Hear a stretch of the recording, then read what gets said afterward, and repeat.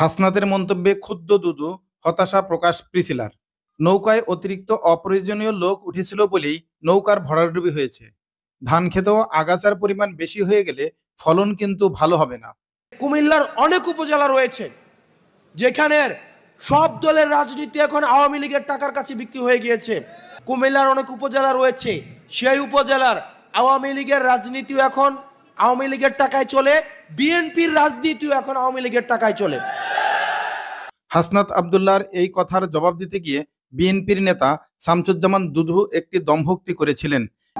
বিএনপির বলো যে আওয়ামী লীগের টাকা দিয়ে রাজনীতি করছো। যদি বিএনপির লোকরা প্রস্রাব করে একমাত্র, তাহলে প্রস্রাবের তোরে ভেসে বঙ্গোপসাগরে গিয়ে পড়বে।